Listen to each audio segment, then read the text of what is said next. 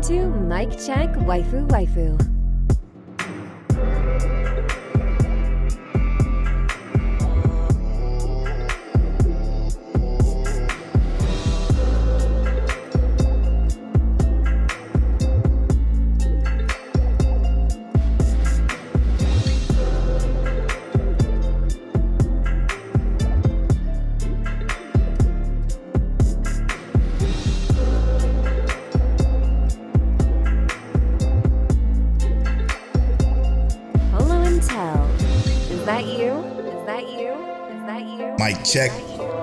Mic check, waifu.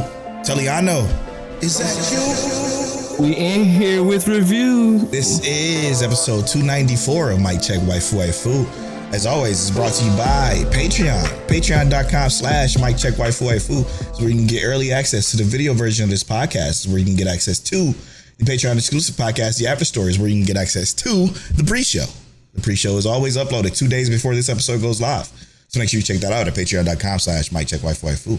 Couldn't do this without our Patreon producers. Shout out to the Patreon producers: Christian, the archivist; Rob from Dad Needs to Talk podcast; Fear, Glaze Yams; Ked the Pro from Chaotic Culture podcast; Explicitly, All for One Matt; Monique Williams, Semi Sensei; Frozen, our guy Rob Stone; and last but certainly not least, our guy T Money Fingers. Thank you so much for producing this and many other episodes of the podcast. We truly couldn't do it without you.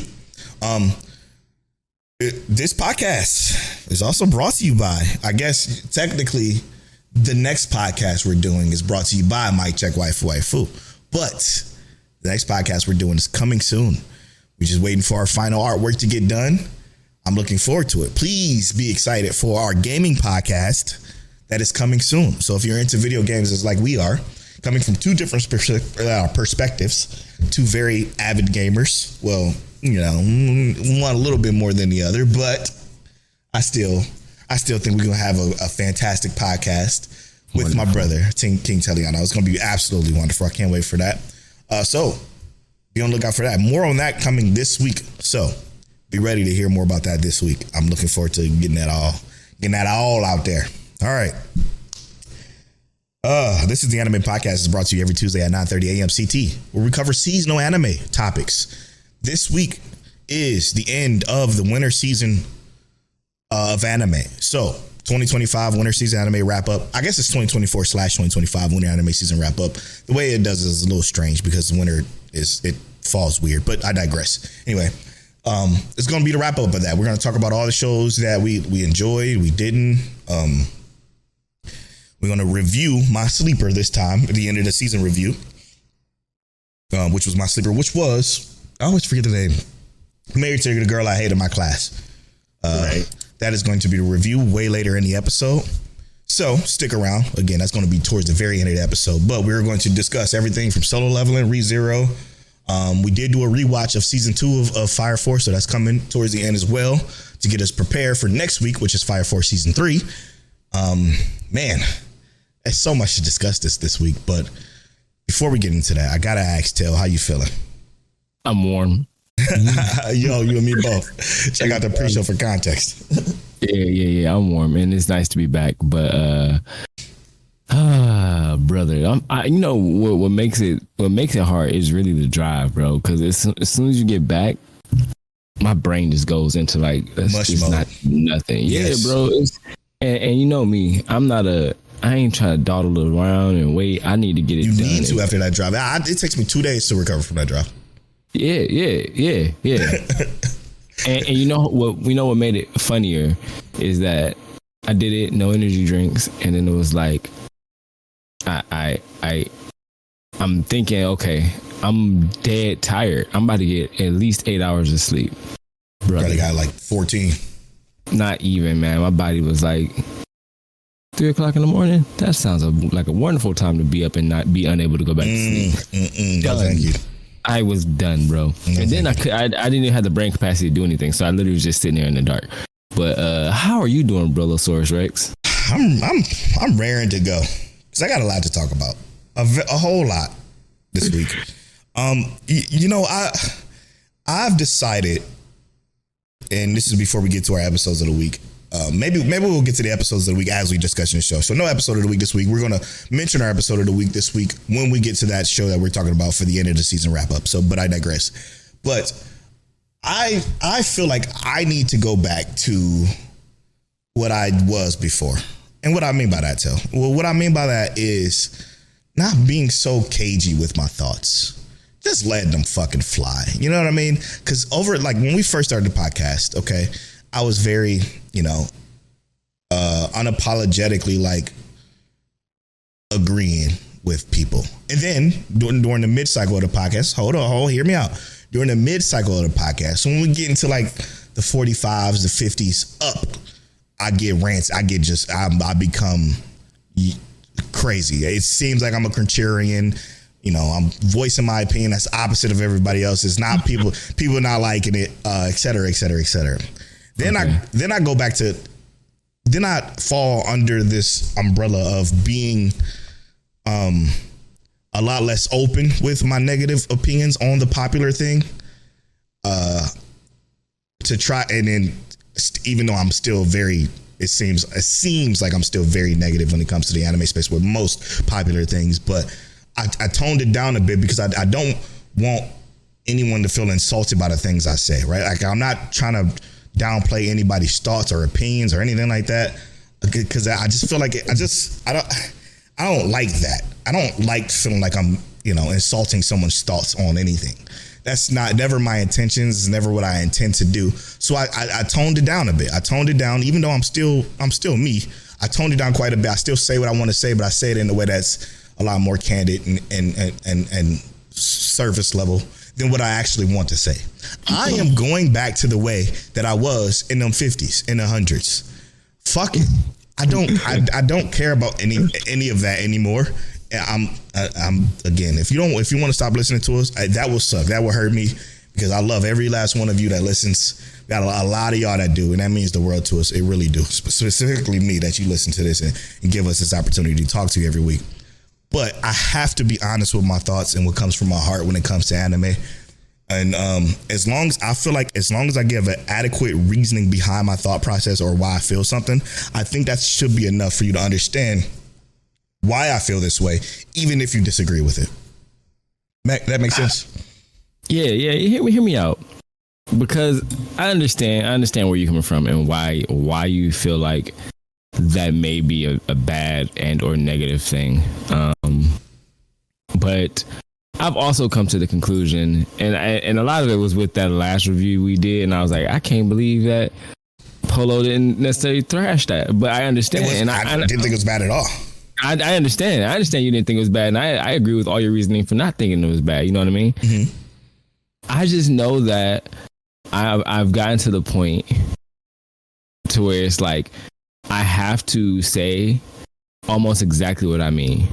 Yes. And while I feel like I've always said exactly what I mean, I've said it too nicely in some regards. That's the way I feel too. So, and it comes off because a lot of times, and I do a lot of code switching, I know, but because of that, right? When I'm trying to be descriptive or eloquent with my words, it ends up sounding like, even though I hate something, it might not sound as bad as like how I actually hate it. Yeah. So I mean, that's true. So when I talk about fairy tale, because I'm going to try and string these words together in a certain manner, they're not going to sound as bad. But in reality, like, I need to let you know that I actually hate fairy tale. Yeah. Like, I don't think you're stupid for getting your fairy tale tattoo, but boy, let me tell you how I would never ever do nothing that crazy in my life. Boy, I think it's dumb. So, no, listen. But like, that's wrong to say, right? Like, that's theoretically, when you think about it, when you break it down, if someone loves something that much and they feel like they want to, immortalize it, on their body, that's on them. They're allowed to do that. They're allowed to feel that, and they're not wrong for feeling that if they feel that. They can hate my tattoo. But I will still say that it's a dumb idea. You know what I'm saying? And we still won't be wrong for saying that because it's our opinion. I think if we go about the podcast again, going that route, it may be a little bit more fun because I spend a lot of time as the editor of the podcast. I spend a lot of time listening back to the podcast like, damn, should I cut that out? Oh, all right, okay. Should I chop that up a little bit? Should I, truncate this a little bit more? Should I not say that? Does that sound like I'm condescending? Does that sound like I'm talking down on people? Does that sound, you know what I'm saying? I need to fuck that. Okay. Exactly. Whatever it comes out as, I apologize ahead of time. I'm going to say what I feel. And that's all. That's all. I didn't mean to drag this on for that long, but that's but that's the Polow I love. I'm not gonna lie to you. That's the Polow I love. That's the Polow I've known all my life. Yeah. That's the Polow that I felt like it had my back when I needed him to have my 100%, back. You know what I mean? 100%. So I need you to be that Polow, even if it's against me. I'm cool with that. Yeah. I ain't mad at it. I'm gonna be the same way. If I don't like something, I gotta be real here. Yes. And I think the one thing that it does, like, I don't know what it is about. And it's been like this since we were young. I saw one of those memories on Facebook of the conversation we had, me, you, Rael. We're just sitting there. I saw that. I watched that video from QP's page. And I'm like, wow, we were talking like this at the age of 13, 14 years old. You know what I'm saying? Like, I swear. We were very eloquent with our words and very opinionated. And I just need to stop. And that's what made me think about this. I just need to stop thinking, I shouldn't say that. Should I cut that out? Blah, blah, blah. And what also reminded me that is a couple of weeks ago, I did end up cutting out what I said I was going to cut out after I said it because I sounded very, very mean. And I'm like, well, I should have did that. I should have just let it fucking go. And I'm sure y'all can tell when I cut stuff out because some of it don't be flowing as cleanly because it's the way we talk is just, it's a conversational podcast. So, yeah. Okay. All right. Let's get back to the show. The winter season is over, but spring has begun early. Spring has bloomed early with a new show that just dropped today, actually, which is the day we're recording this, which is Sunday morning. And the show is the Underwear Atelier Meister, or Maester, however you want to say it. Yeah, bro. We talked about this last week, but it's again just for a reminder. One day, Kirk, a kind-hearted boy, is suddenly kicked out of the hero's party for being useless. He finds his aptitude for weapons, magic, and all other combat-related skills in the lowest ranks. He takes on odd jobs repairing the castle, digging for minerals to make a living. Where his exceptional abilities are immediately revealed. He proves to be skillful in cooking, building, mining, crafting magical tools. And in fact, he has an aptitude for every skill unrelated to combat. And had a triple SS ranking. Kirk, however, seems to be completely unaware of his talent and end up saving people, or saving the town, and even the country is unaware of these actions. So yeah, this first episode dropped today. Shout out to Dad Needs to Talk for even reminding me that it dropped because he posted a thread on our discord.mikecheckwaifoo.com. So make sure you check that. You know, anybody can post a thread like Dad Needs to Talk to. He said, y'all immediately on my he says, y'all, this is immediately on my weekly comfort watch list. It's fun and wholesome and even got a few laughs out of me. Bonus, that is simul-dubbed too, which is true. It is, again, these simul-dubs never are really that great, but you know, this one was fine. This one ain't as bad as Tell Sleeper from last season, but we'll get onto that a little bit later.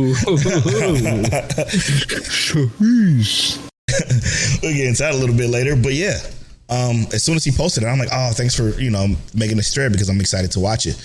And all I could say was, man, this episode flew by.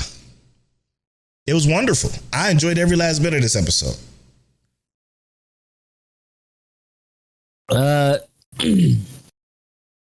I 100% agree with the idea that it is one of those warm and cozy. It starts off like that, and we know what these titles are. You know what I mean? We talked about this. This is going to be. It looks already like that new trend.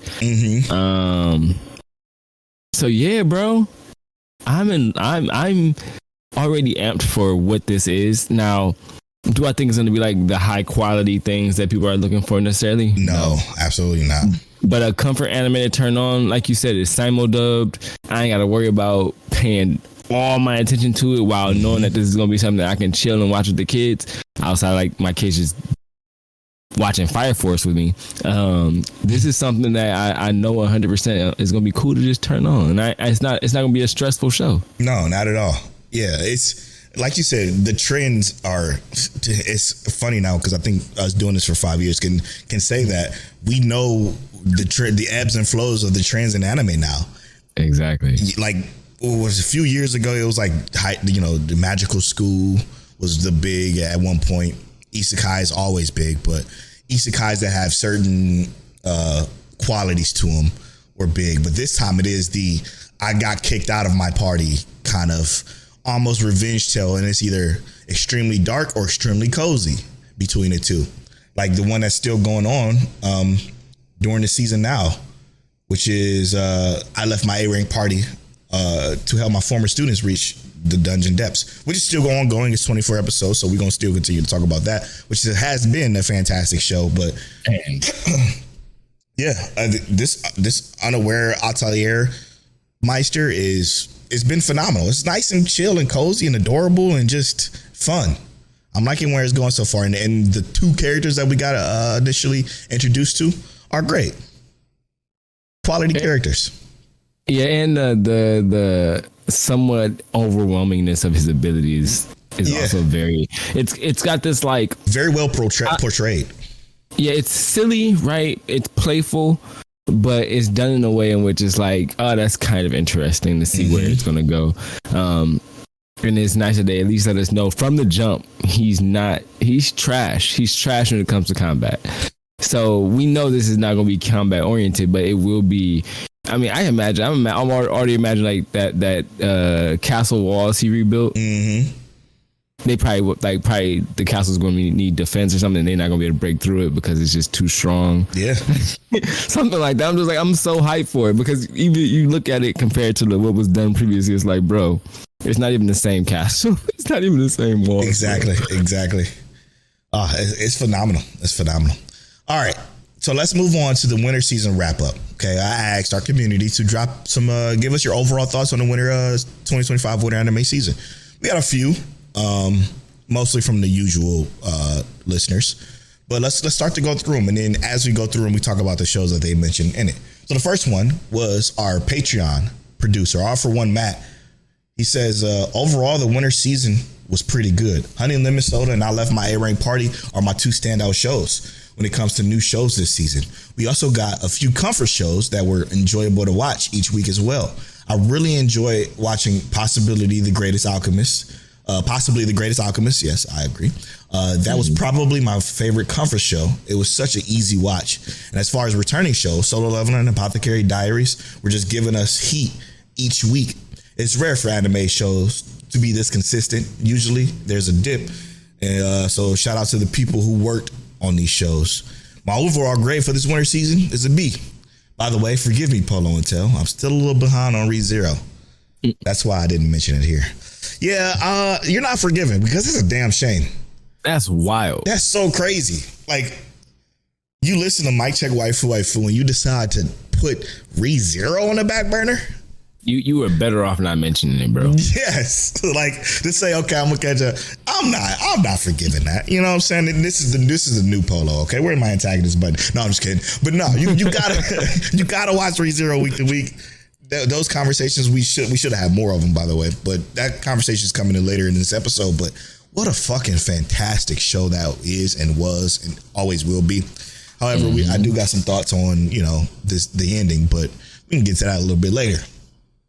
So let's start with HoneyLemon Soda Tell. This is probably my biggest surprise. Okay, biggest surprise. Yeah, because it honestly was my number one show this season. Yeah. As far as like new shows go, this was my number one show. A phenomenal story, phenomenal cast of characters. Some of the best pacing, some of the best writing. And I talked about this with Fear. But Fear, forgive me if I'm misremembering. I don't feel like digging through it in the Discord. But he mentioned that he loved,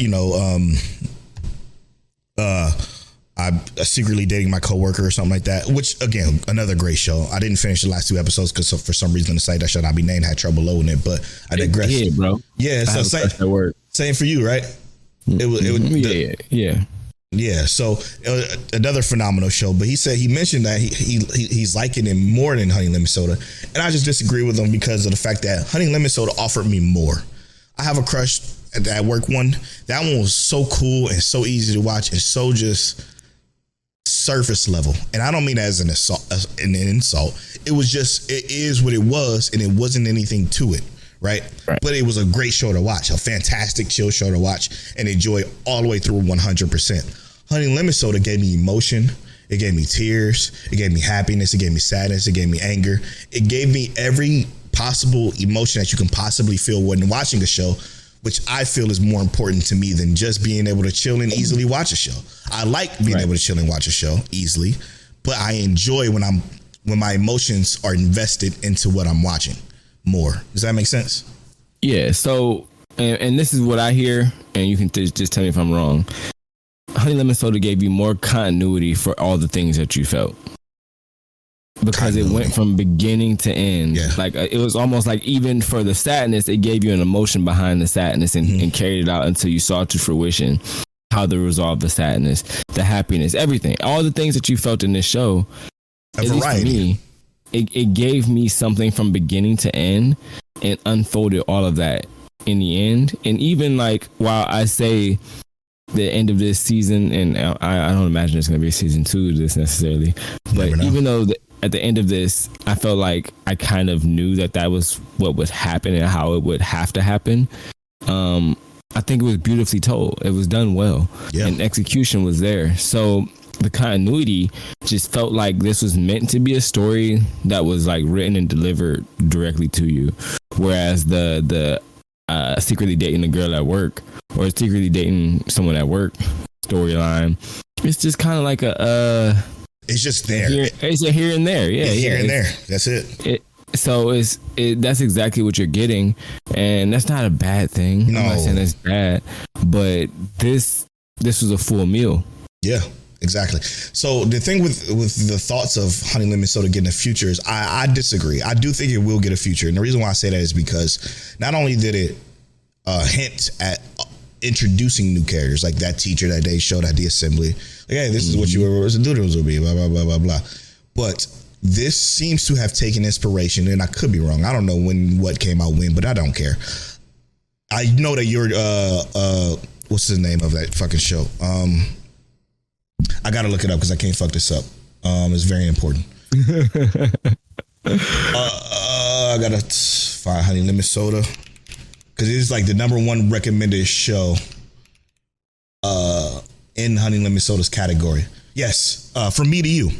It's very From Me to You, which is a slice of life that I talked about plenty of times, and me and Crystal will probably fill me on this, but there's more story to be told because it kind of follows a From Me to You trajectory, right? You know, throughout the season. I'm not gonna say much to spoil it because I think everybody needs to watch HoneyLemon Soda, but yeah, there's still more to be told here.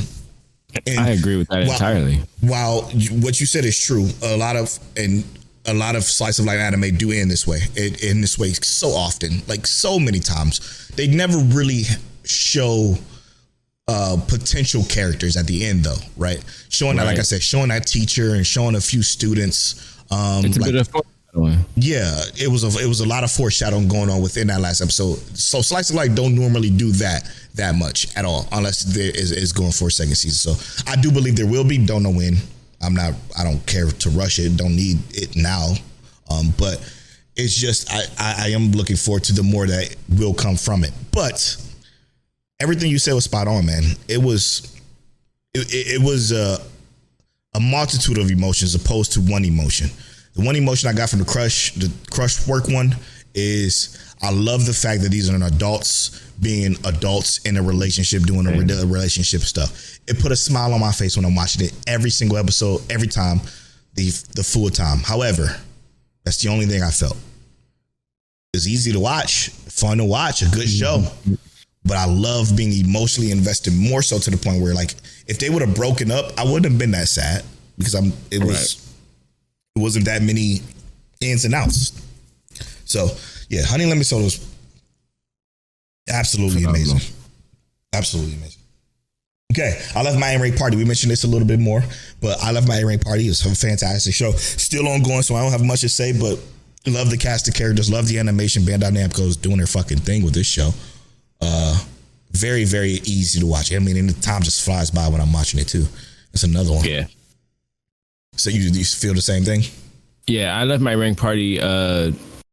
It's you love the cohesion of the group of the show, and that is one thing that is kind of interesting with these leaving the party situations. The cohesion that they get in the new group is always so. I'm not gonna say always so well. So like. So well put together. Yeah. But this one, it feels like everyone has a purpose.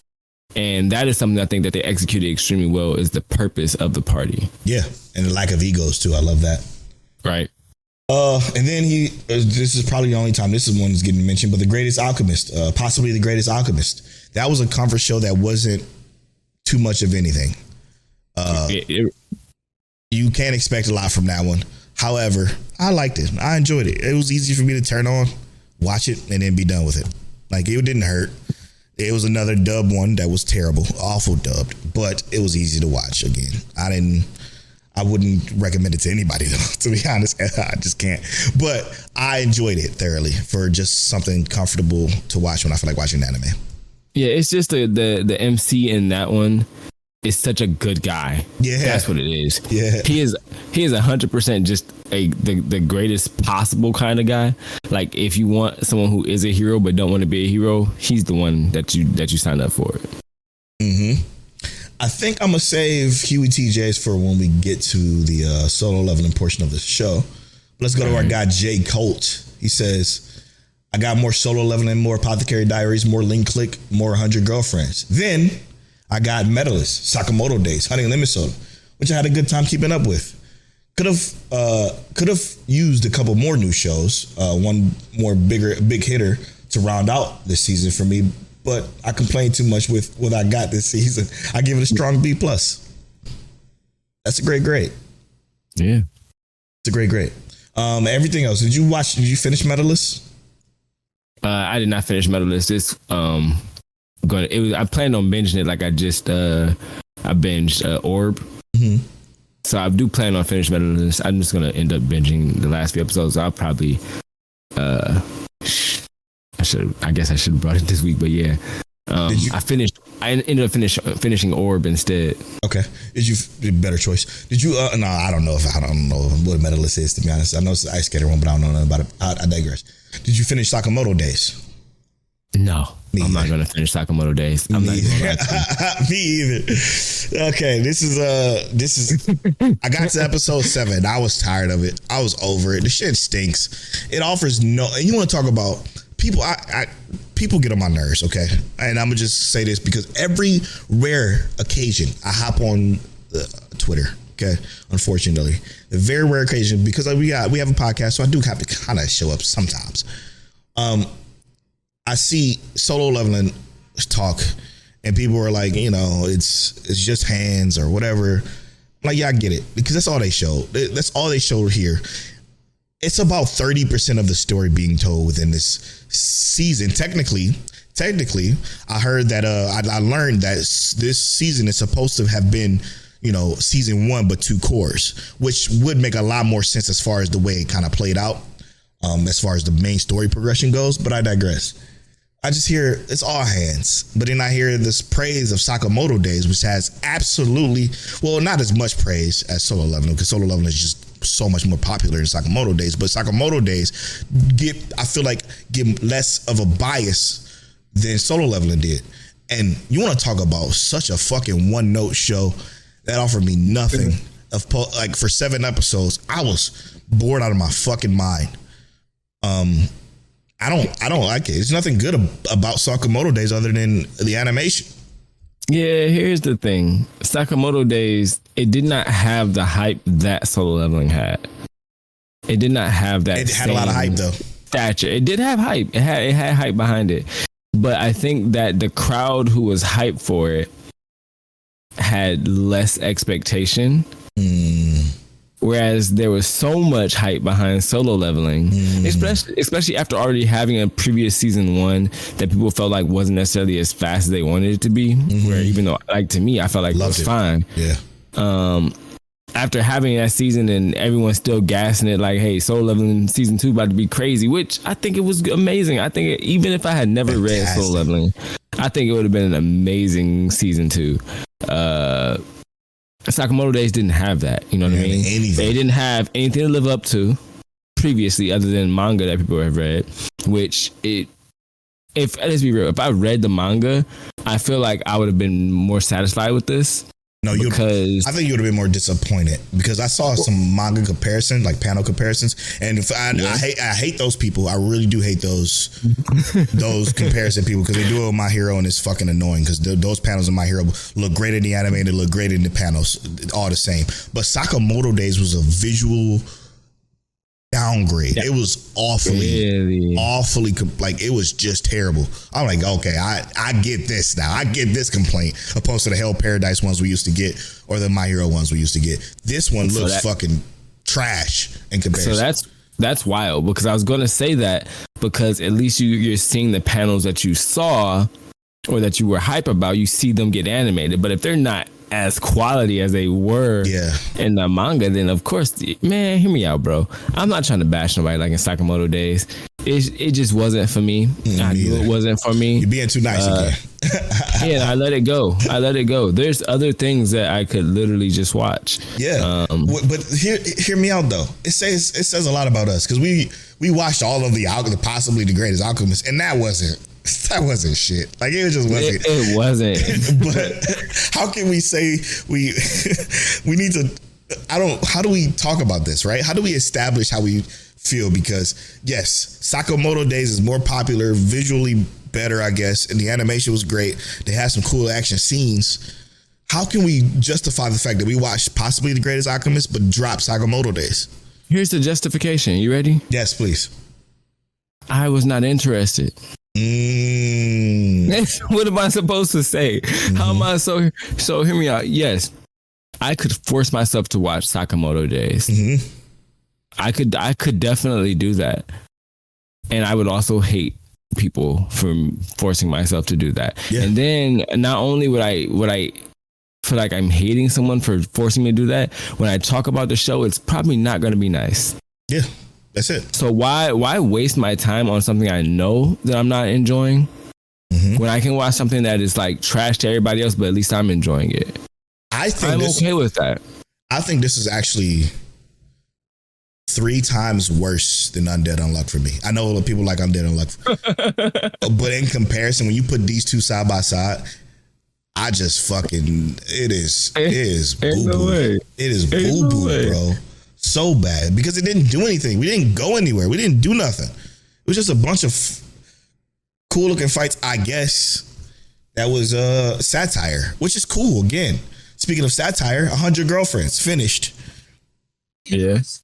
I posted a screenshot. Did you see the screenshot I posted in 100 Girlfriends thread? Yeah, I did. This fucking show was phenomenal, man. It was just great. I'm gonna say this now. I agree with what Rob Stone said on it, but it's okay. This is my thought process behind this. So give me a few minutes to express this because do your thing, brother. 100 Girlfriends is that show where it is not where it has everything that you okay, I can't say everything, but it has things in the show that is so well told, right? And this is what I mean by this. It has the satire. It's a full 100% satire parody of itself. It knows it. It recognizes it. It talks about it. Had its own manga references in this last episode. It was just fucking, it's just full satire. So if you could set your mind ablaze, shout out to Rengoku, and just let go of everything else. Don't expect to get a slice of life show with romance or anything like that. Go into this expecting a full-blown Looney Tunes comedy anime and enjoy it. Now, yes, it has that fully satire, fourth wall breaking, crazy, ridiculous, over the top moments that don't make no fucking sense. However, it does have these moments of seriousness, and I put that in quotation marks, seriousness of romance. The romance of Rintaro, which is one of the best male characters in this particular satire genre of romance, is the best I've ever seen. He's expressive, he cares, he loves, and you can feel it. And all these unique girls with these unique manga romance tropes that are, obviously on display. Like all these girls you can put into one girl and it'll just be a regular fucking romance anime. But again, it's just so. Yeah. No, that's not cap because there's maybe two girls, maybe you split them between two girls, but no way. Yeah, it'll be about two girls, but it does what it's doing and its fucking unique nature so well, absolutely extremely well. Like it's basically what girlfriend is, but just better.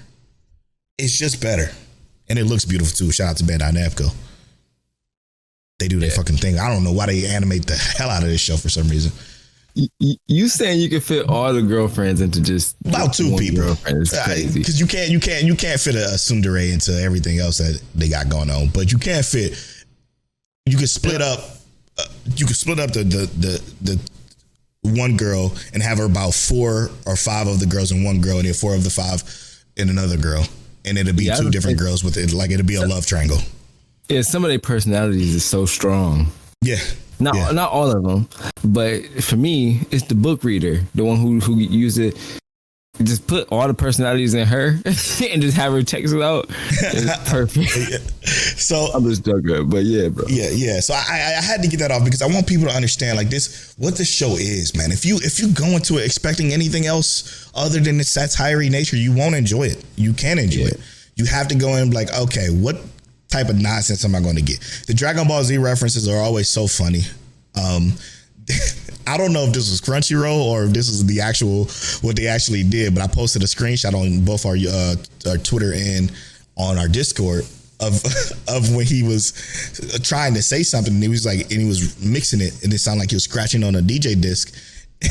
And one of the girls said, "Hey, mustard on the beat." I don't know if that was actually what it was or if it was translated to be that, but I'm like, this show is just it's just gold when it comes to that comedy.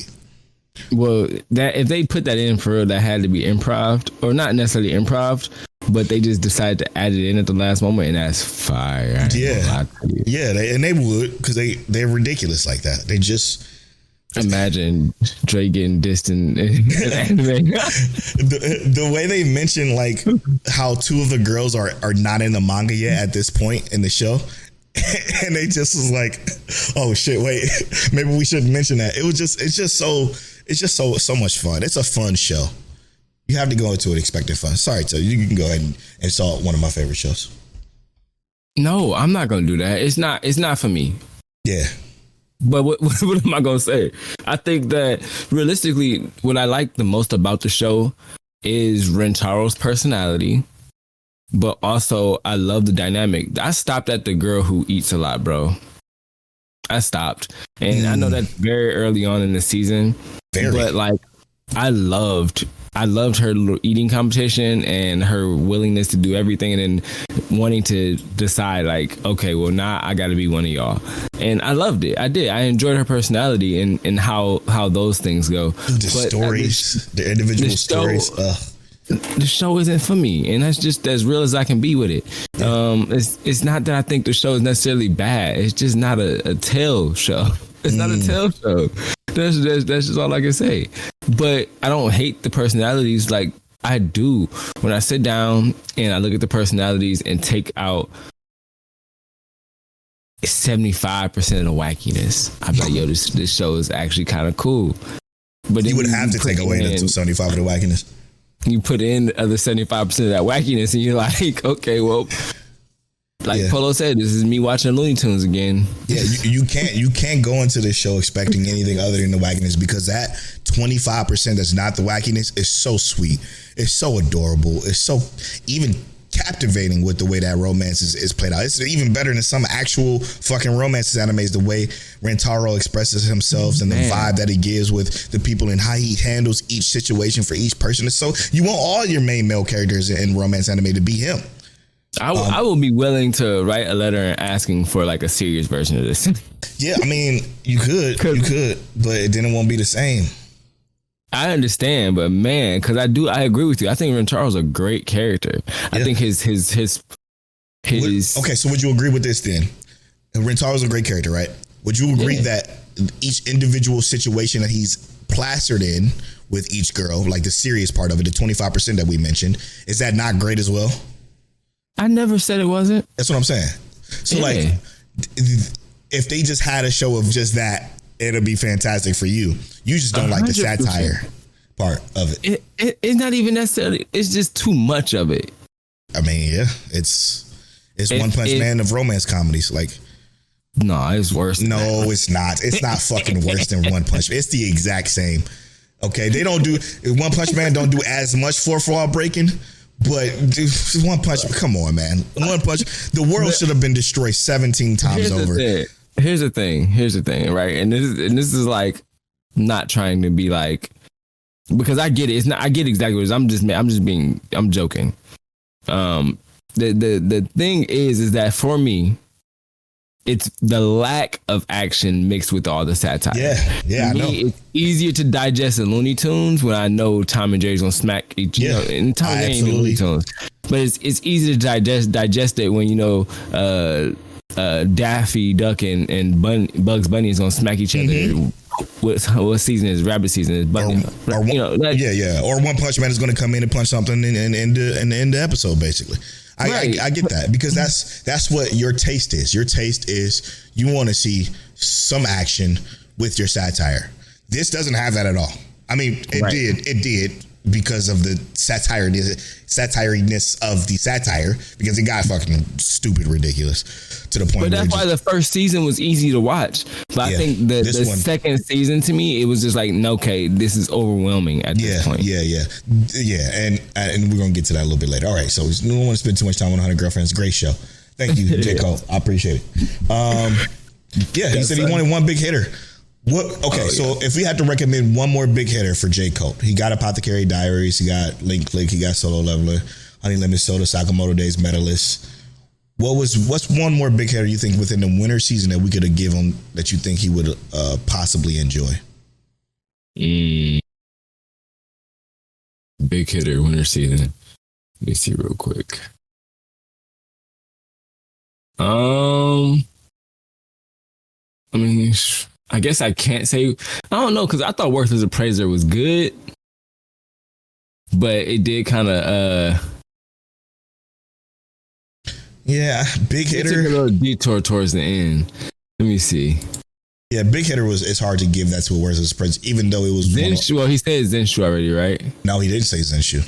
I don't know how you ain't say Zenshu. So yeah, we will put Zenshu in there. We would give you Zenshu as your one more big hitter, if you cared.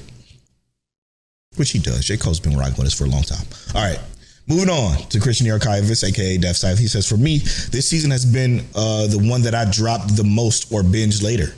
I did finish some like Otaku Nico Nuichi, of course you did, and Guild Receptionist as a binge laters, but haven't gotten around to the rest. I haven't been keeping up with Solo Leveling and A-Rank Party. I have been keeping up with Solo Leveling and A-Rank Party though. I give this a C with the possibility of going higher after binging. Still trying to finish Noble on the Brink of Ruin, Magic Maker, Worthless Appraiser, Zenshu, Online Shopper. Left on my list is HoneyLemon Soda, Welcome to Japan, Ms.Elf, Ubel Blatt, and Married to the Girl I Hate. Granted, games have since been taking a lot of my time. However, I did not feel the need to come back and watch anything either outside of A-Rank and Solo Leveling. That's crazy. Yeah, I mean, if you're not in the mood, you're not in the mood, because our next one is Crystal, and she's got a valid point into what she feels. But Otaku Nico Noichi, but hear me out. I think that his C is valid.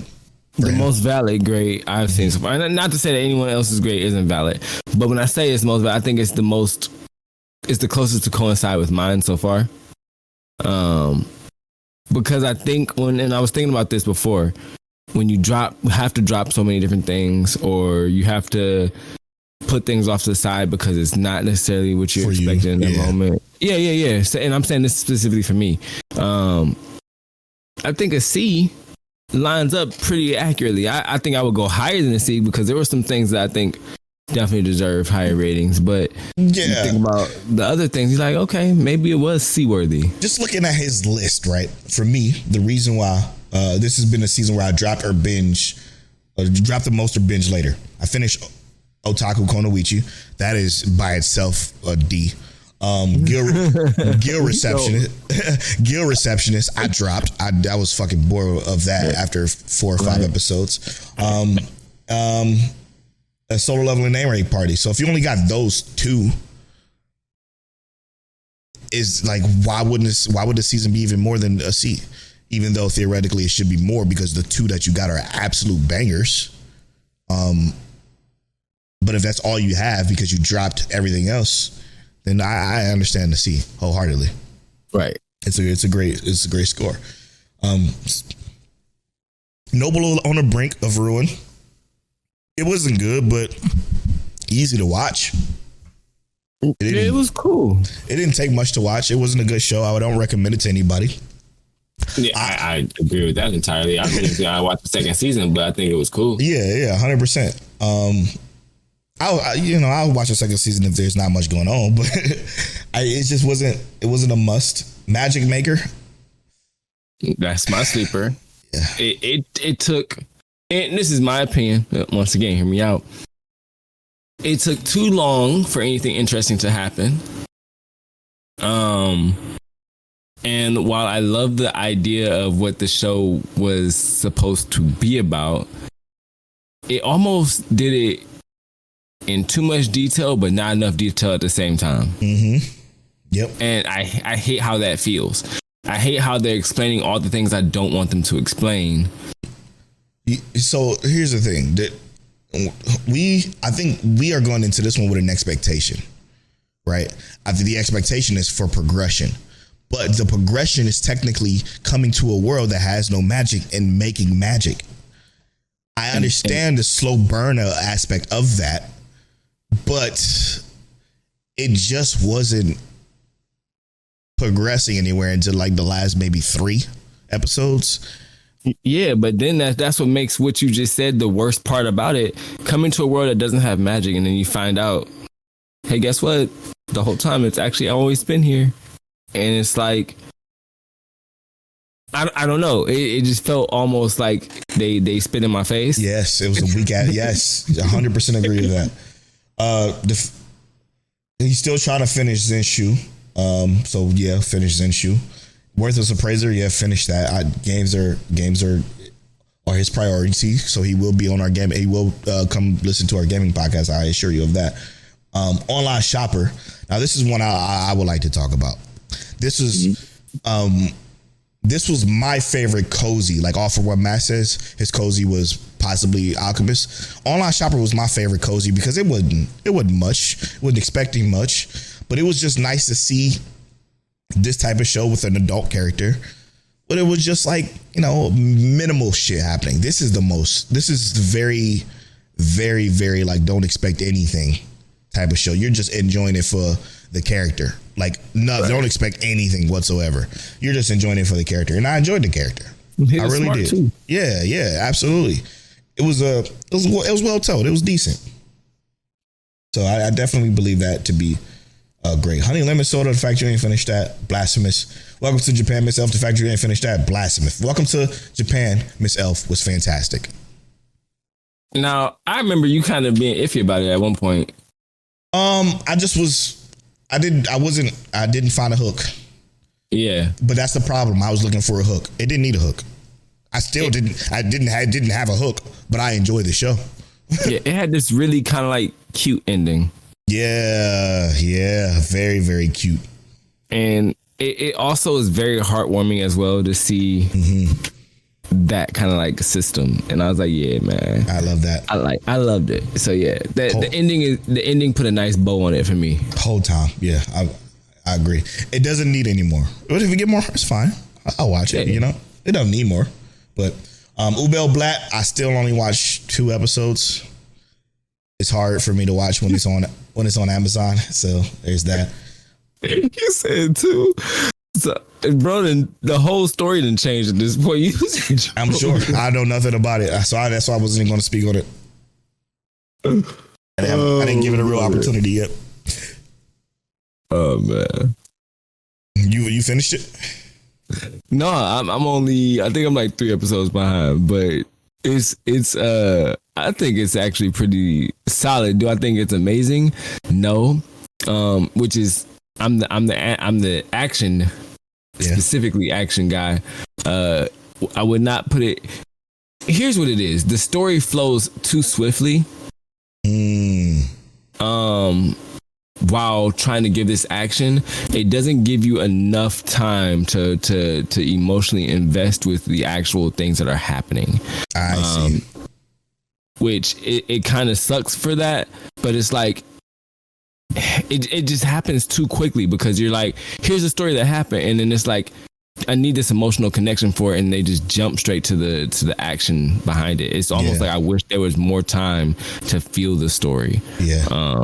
And then sense. Jump into the action, because the action when they have it is solid, bro, and it has this nice like undertone of this like what I was telling you, like this darkness to like almost like a D&D, or what I felt like with Oscalat and what's the name of that? Vanitas. Is that Vanitas? No. If you say Oscalat, then you're talking about Vinland Saga. Vinland Saga, yeah, that's exactly what I'm thinking about. Vinland Saga. So that it has that same kind of coloring and undertone to it, but I just need it to be. I need the story to be developed settle. More. Yeah, it has to settle. If it don't settle and if it's bouncing, then I get that. Married to the Girl I Hate, we will be reviewing that towards the end of the episode, which is going to be a long episode because we're already 50 minutes into this recording. But I ain't cutting out nothing, so here we go. Yeah, and that's it. Moving on to Crystal, one of our supporters. She says, this season burned me out, but I enjoyed just about everything I watched, not including what was dropped. Favorite news show, HoneyLemon Soda. Love the characters and her journey. I wish we can get more from this story. I'm probably going to pick up the manga.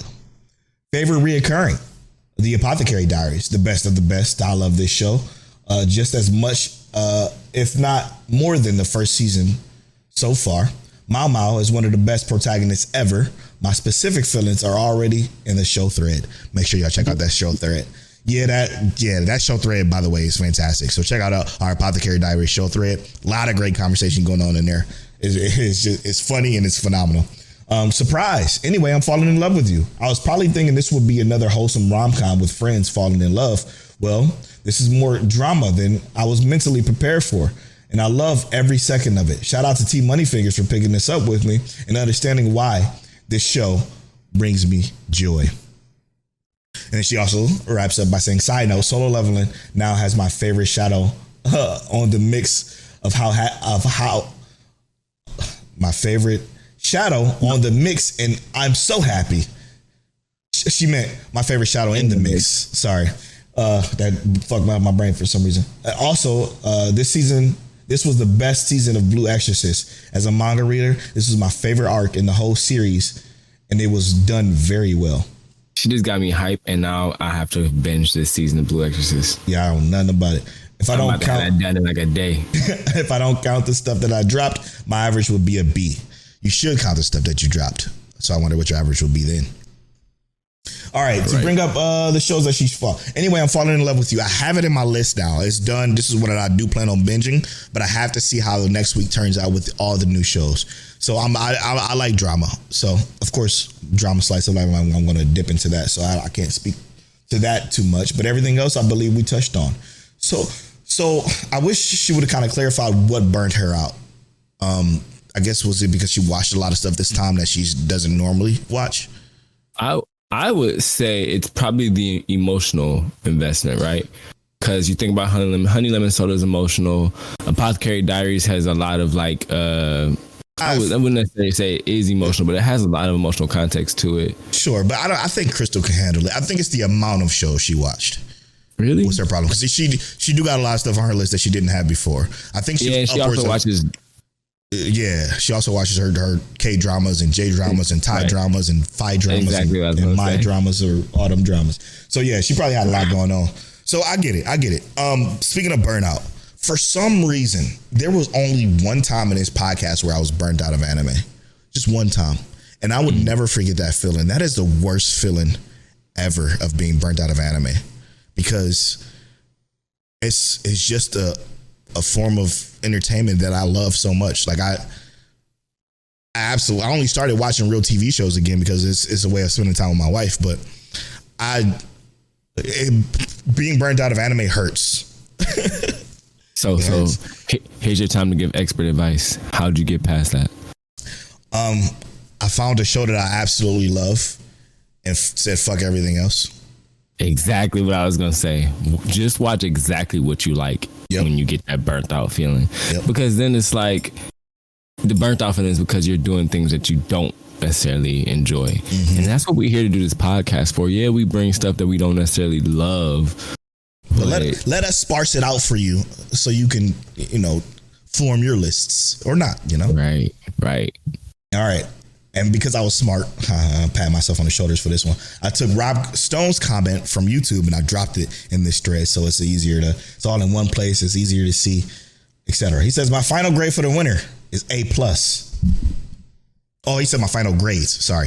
My final grades for the winter is A+, Bluebox, and the Medalist. The adaptations were just as good as the manga. ReZero and Apothecary Diaries, obviously. A, Zenshu, my sleeper.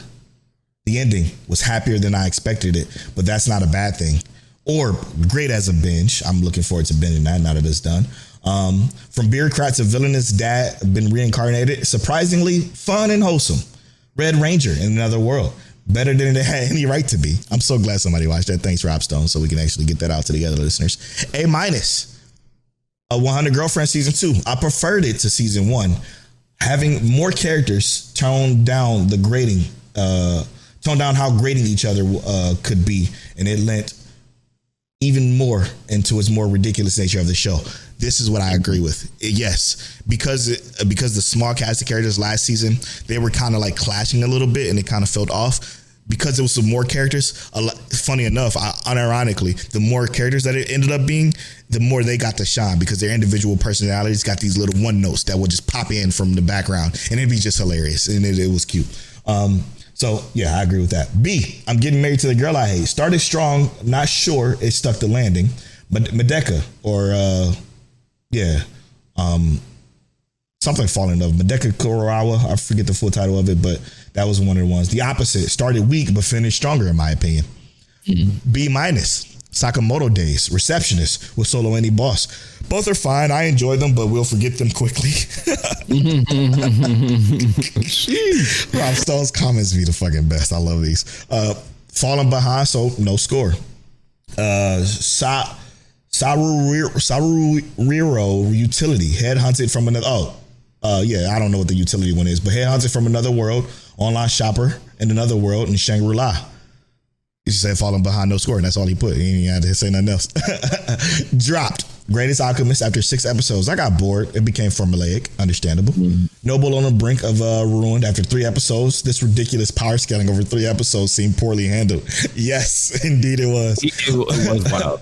Only 1 in 1,000 mages can do this, and now it's 1 in 10,000. Now a dragon has made you even better. Exclamation mark. He was really upset about that. I get that. Unnamed Memory season 2. After 3 episodes, tried to see if it would improve. The story was still jumping around too quickly for me to care. Okay, I got some stuff to say about that. Magic Maker after episode 1, not for me. That's it. Overall, B+. Very high highs. Helped by the continuing shows. My A rank shows all surprised me by being better than I expected, and the rest were enjoyable. I dropped a few shows, but honestly, except for Alchemist, I worked out that went for me pretty quick, so that wasn't surprising, and I didn't expect them to last at all. What a great wrap up. I do have to say this. Absolutely hilarious write up. Unnamed Memory season 2. I completely understand why people wouldn't want to go back to this or watch it, because you have to be in a mindset, or you have to be just done with season 1. I think the biggest issue with Unnamed Memory was that it was split up to a gap. That gap fucked everything up because you left a bad taste in people's mouths at the end of season 1, and then you wait 6, 7 months, 8 months to come back with this season 2, and it's so jarring because they don't catch you up on hardly anything. Okay. But once you take a step back, okay, and you look at the philosophical nature of what they're doing within this one, it's not too bad. Great? No. Not too bad.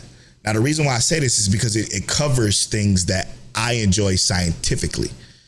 Scientifically meaning, it's obviously high fantasy, but scientifically it covers, I guess I could say this because who cares, parallel worlds, the price you pay for equivalent exchange, if you will. It covers all of that in such a different, unique way. I think if you watch season 1 into season 2, like it's a 24 episode season, opposed to it being season 1 and season 2, like we did, unfortunately, it will be a lot better. But because it's split up the way it is, it wasn't done well because it's jumping around. It's hitting you with a lot of people, a lot of words, a lot of things is just happening in very vastly different motions. And it gets confusing because you're like, but wait, why did this happen? When did that happen? Why did that happen? Where did this happen? And I get it. I completely get that. But if you take a step back and realize it's, what it's doing, it's actually relatively sweet. It's a sweet fantasy, scientifical, theoretical show. Yeah, I agree with Rob Stone. Yeah, I couldn't continue it. Yeah, I did give it a try. I think it was about the same. I was 3 episodes in. Yep, and a lot of jumping. I don't even know if it was specifically the jumping that got me. It just it didn't have a hook for me any longer. And I think it wasn't necessarily the season 2's fault. I think it was season 1, right? The ending. Yeah, I think it was everything that happened at season 1, and then to go here and then see how things have changed, and I'm like, I get it. I can't go through this again. And I think that's what it was. No, and it took about 5 to 6 episodes to even get a grasp of the repercussions of everything. You know what I'm saying? Like, it just took so long. It was it dragged. Because I agree with you. I love the parallel universe concept. That's a thing that I love. Yeah. I like the way it wrapped, though. I will say that without going any further. I do love the way it wrapped. All right, and that's that. So, Unnamed Memory, we talked. The Medeka Kurowawa one, which is, let me get the fucking actual title of that show, because the title is stupid. It's so dumb. And then you gotta go back to Huey TJ. Yes, that Huey TJ is going to translate. It's going to be a Huey TJ way into the next segment. Impervious to my charms. Medeka is impervious to my charms. I 100% agree with Rob Stone on this one. This started off extremely weak. Didn't think I was going to go back, but it came out during a time where there was nothing else, at least on my current watch list. So because of that, it was much more forgiving, because I always like to watch anime at least once a day, right? I got to have at least one show to put on to watch just to get my fix, if you will. And this was the only show. Yeah, exactly. This was the only show. And when it dropped, I'm like, you know what? Okay, I'll watch it. First episode, hate this. Second episode, hate her. Third episode, wait a minute. Fourth, all right now. Fifth, okay, there we go. And it's 6, and then continue, and as it continues, and realizations happen, maturity happens, and characters come out more forward. It just becomes sweet, charming, very, very, very C, but it's not a D. You know what I mean? Right. And it finished way stronger than it had any right to be. Thoughts? Did I finish that one? Oh, you probably let it slip. Impervious to my charm. Let me see. Yeah. Where I was with it was I didn't have any problems with it per se at that point. It just, I think I let that one slip. But I actually intended on finishing that one. It's really good. Headhunted from Another World. What did you think about that one? Headhunted from Another World was good. Up until, and I'm not even gonna say it wasn't good. It got a little too chasey, but I do think it was fun in terms of like watching him solve the problems throughout the world in general. Yeah. So I think I was more than halfway through there. Probably like episode 8 is where I stopped. Oh, damn, another one you started. Your grades are gonna be crazy. Okay. Yeah, I finished it. It wasn't bad. Very surface level, but again, every time he solved an issue, it was cool. The way he solved it, the way it was all figured out. Again, this is when I started strong and then fell off. Like, it fell off towards the end specifically. Mm-hmm. So I completely understand that one not being for everybody, but a big surprise for I think both of us was even given the worthless appraiser class, I'm actually the strongest. I enjoyed, you said this one towards the end fell off for you. I enjoyed every last bit of it front to back. When I say it fell off, I don't mean to say that in terms of like it didn't change any trajectory of what I expected it to be, so to speak. It was more about like how we start to meet the sisters, and we have this like weird thing. So you get these like 2 episodes of seeing what a problem is, and then you get like a whole episode of spending time with the sisters, which isn't necessarily a bad thing. Yeah. It was just more about like it was nice to meet the sisters and whatnot. It just sometimes it felt a little disjointed, but the actual show itself, even in those moments, it felt like it gave you quality in those moments. It just felt a little disjointed for me. Yeah, I can't agree with that. I didn't feel that at all. It had a simple through line, right? Like, it was a very simple premise, very simple through line. Yeah. But it was, again, super easy to watch. Not like just easy to turn on and be like, okay, I'm in it. And I was in it for the whole time. Bogus Fruitmaster. Did you finish that one? Probably not. No, I did. That show is trash. Yeah, it was bad. I don't know why, but I would still watch more. I would still watch season 2. It was terrible though. It was absolutely awful. It's like this almost like built-in hope that because of whatever he gets from the fruit, you just hope it gets better. Yeah, no, it's terrible though. Let's go Dr. Stone, we should say for a little bit later. We already talked about Ubel Blatt, Magica. I'm living with an otaku. I dropped it after episode 1. She was garbage.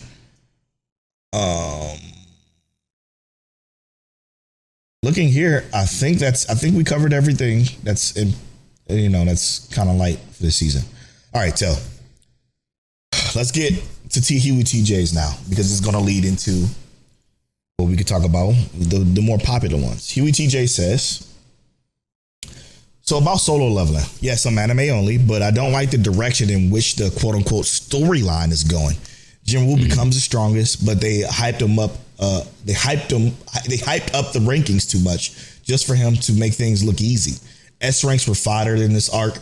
Will this be the trend for the entire series? I'm about to binge Apothecary Diaries tonight. Looking forward to his binge on Apothecary Diaries, because I know Huey TJ loves that show. But the solo leveling comment. I don't like the direction in which the storyline is going. Yeah, unfortunately, how can I say this? I said this in the Discord, Solo Leveling's Discord. There's only about 30% of this story, quote unquote, being told within these 2 seasons, aka Core 1 and Core 2, for clarification. The first season, I'm going to call this the first season. So when I say first season, I'm talking the 12 episodes of season 1 and 12 episodes of season 4, because that's how I'm going to view it, okay? So hear me out here. The first season is the build of Jinwoo, okay? While foreshadowing the system, okay? You get these glimpses of the system popping in and out within the series, but this is about the growth of Jinwoo. The growth of Jinwoo is doing what his entire goal was of this first season was to do what? To save his mom. It's always been that since he was little E Jinwoo. It's always been that. Okay. So that was the initial truncated version of what the season 1 is. Now that's 30% of the story. Now that that's done, okay, his mom is up, his growth is done, his quote unquote training arc is finished. The rest of the short story should follow past that. And the rest of the story gets fucking crazy. The world opens up, the world gets bigger. World in quotes, because that's all I'm gonna say to that. It's The powers get different. The people that get introduced get more unique. It becomes way bigger than anything you've seen so far. And I mean way bigger. So, yeah. And when it comes to the S ranks being fodder, I think that what they kind of did, and this is my perspective, I could be entirely wrong. I thought they did a good job of showing that S ranks are situational. Yeah, and they're still very, very strong. What just happened was that this island, this is an S rank gate. Right. And they put that in perspective. S ranks are going to, they were supposed to die here. Yeah. This was not supposed to be easy for them. That's why only S ranks went on the island, and then everybody else was like offshore. Yeah. And even with the S ranks being there, yes, S ranks died because there was no way to expect what would happen. And you see when things went out, when everything that was known happened, the S ranks didn't necessarily die. It was the unknown that killed them. Yep. And we obviously, the story will tell you why unknowns are happening in the way in which they happen. Mm-hmm. But what I thought they did a good job of doing is showing you how the S ranks are situational even before this, because we see like the fire guy, he has the most firepower there, but he still needs a shield. He still needs someone to protect him. Yep. The S rank healer, S rank healer is OP. You know what I mean? He's literally revitalizing entire body parts on people. And those are very few and far between. But can he fight? No way, shape, or form. The S rank tanks, yes, they can guard, but can they actually kill something that is like what they were, like Beru? No, absolutely not. He can defend against some of the stuff. He'll probably last longer than someone else. But so that's why, were they fodder? No, but were they disjointed because they were not put together well enough to even handle the situation? They did not necessarily know. They weren't even disjointed. They were well jointed. They were well executed. They killed the queen. They did their jobs well as far as them go. Again, like you said, the unknown. The unknown in this particular instance is Jinwoo, and it was Beru. So, so in this particular case, you have to understand the situation that what this story is. Jinwoo has something called the system. The system has never before been seen. Okay, well, yeah, never. Let's just say it's never before been seen. Okay, sorry. And now you have with somebody with the ability to get stronger the more they fight. Of course, he's going to be overpowered. Yes, he's going to continue to get more overpowered. However, is there a reason for that? Stay tuned. Okay, you know what I'm saying? Like, is there like, yes, is there challenges afoot? Yes, there is.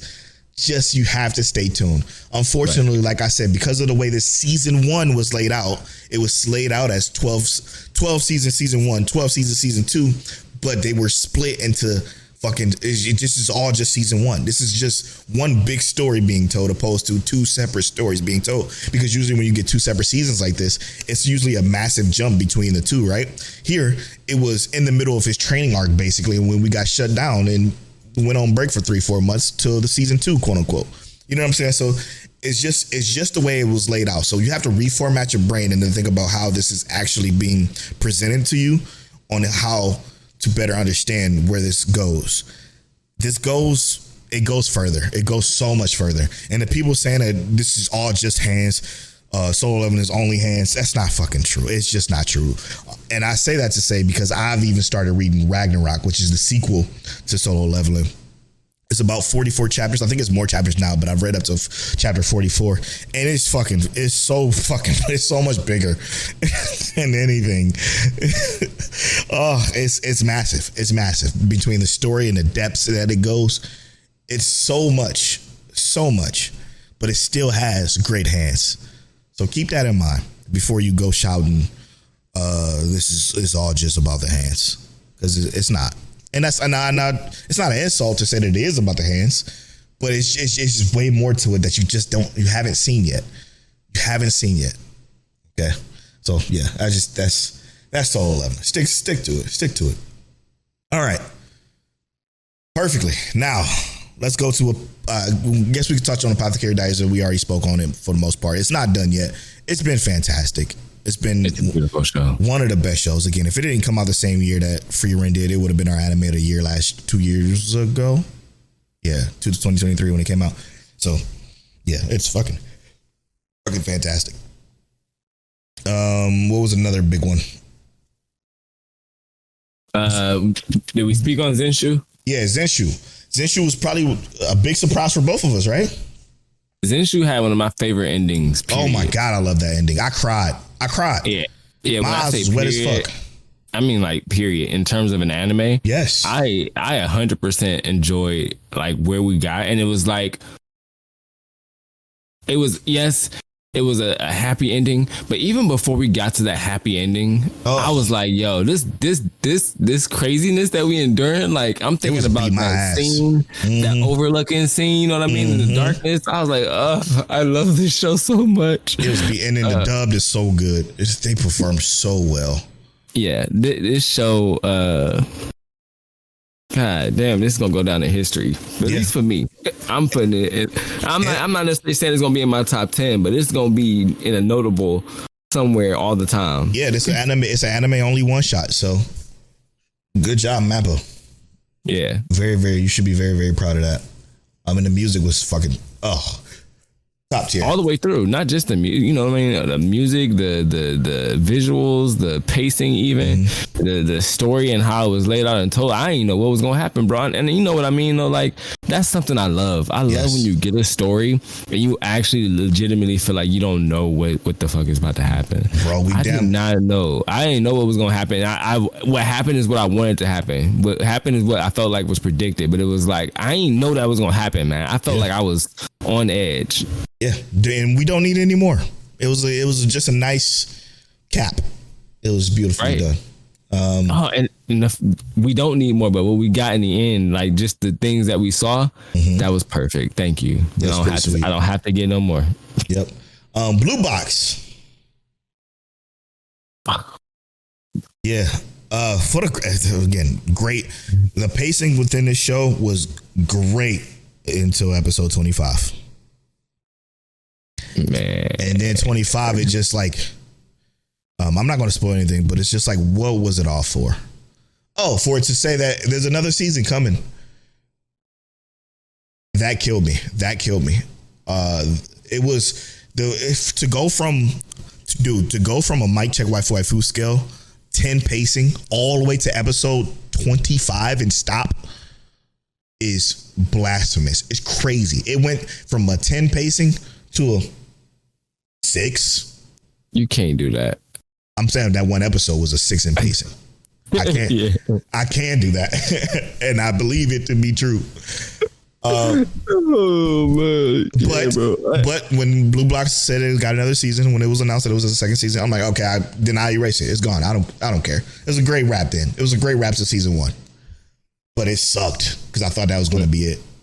It went from blue box to blue balled real quick. Quick, bro. What the fuck is that? We do all this for nothing? For nothing to happen? Are you kidding me? Sorry. I'm not cutting out, but you know what I mean.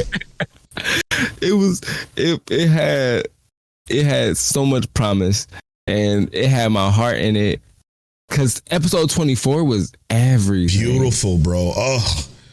It hurt. It hurt so much, but it was beautiful. It was such a beautiful episode to where I knew the payout was about to be amazing. Yes, yes. I was like, oh, this payout is about to be it. Spectacular, right? The way they just cut us up like that, just slice and dice just real quick in episode 24. Oh, everything that was said was so well said. It was needed to be said, but it didn't. It hurt. It was. I cried. It was just great. Played us, but no.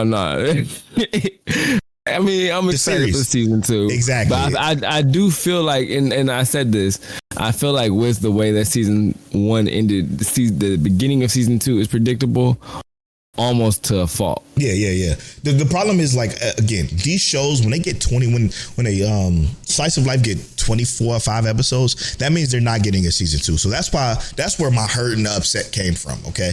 because that like 90% of the time, unless you something like Clannad where you already have a visual novel's worth of content, my thought process was like, that's it. I'm not getting any more of this, and that hurt me because I'm like, if that's how we go out, I'm pissed. I'm pissed. And then it was announced in season 2. I'm like, okay, I'm not pissed anymore. The show is still perfect. I literally rewound the episode. I was like, did I miss something? Yeah, bro. I'm like, did he say? Was I not paying attention? I was like, no, I was looking dead at the screen. Bruh, that's exactly the way I felt. I'm like, what the fuck? But again, I'm good now though. The show is amazing. It's an A in my book. For sure, I agree. Dr. Stone, science future. Man, hear me out. It's actually kind of cool. Bro, this is one of the better seasons of Dr. Stone, period. This show is fucking phenomenal. It had its slow moments, right, at the beginning. But this shit turned out to be so good. I'm like, okay, I can't fucking wait. I can't wait. I can't wait. I can't wait for more. I was enthralled. Yeah, I love the checkmate moment. Yes, I bro. love the diplomacy moment with the conversation and figuring out what's gonna happen. And then I ain't gonna lie, bro. I almost shed Spoilers, a by the way. thug tear. Almost shed a thug tear. Yeah. With the hey. Yes, man, the fist. I was like, no. That was a One Piece ass moment that I was touched by. I'm like, because it's about to be years before they ever see each other again. Fucking years, man, and we know it. Like we know what they're. You know what I'm saying? Like it's gonna hurt, but it's so good. It was just so good. That team that they got that they assembled. Shout out to Senku's girlfriend for helping them assemble it. Crazy, right? It was phenomenal, bro. Everything. I would like for her to be his real girlfriend for real. Even though it's kind of her fault, but it was just great. It was just a good season. Like the beginning dragged. First 3, I think it was. It hurt me. I'm like, please don't do this. Please don't do this. And then 4 was happens. playing with our time. Yeah, bro. Playing with our time is such a well descriptive way of saying it. They literally played with our time in that first 3, but it took off after that. I was in just as much as I was in with season 3 after that. Is this sleeper review time? I think that's it. Yeah. Yeah. Sleeper review time. You want to take a quick break, or you want to go right into it? Well, it's an hour and 21 in. Yeah, we gotta take a break. Yeah, we'll take a quick break and get some water, clear your throats. And then we were going to full spoilers. I'm getting married to the girl I hate in my class. If you haven't watched Girl, I'm getting married to the girl I hate in my class. I'm going to just say this now until you can disagree or agree. I recommend it. I liked it. I think it was a really, really good show. So that's all I'm going to say, but I'm going to give it my grades and, or not my grades, my score when we come back for the review. We'll be right back after these.